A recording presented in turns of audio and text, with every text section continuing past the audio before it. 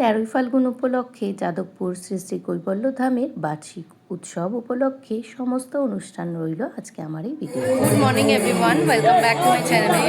তো আজকে 13ই ফাল্গুন, তো কৈবল্যধামের বাৎসরিক উৎসব আজকে অনুষ্ঠিত হচ্ছে। তো সারা দিন ব্যাপী নাম সংকীর্তন চলবে, গতকাল থেকেই শুরু হয়েছে। তো চলো সাথে থাকো, দেখতে থাকো ভেতরে কত সুন্দর গুরুদেবের সাজসজ্জা, সমস্ত কিছু তোমাদের সাথে শেয়ার করব। এবং এখন চলছে ভেতরে অখণ্ড নাম সংকীর্তন, অপূর্ব। তো চলো দেখতে থাকো।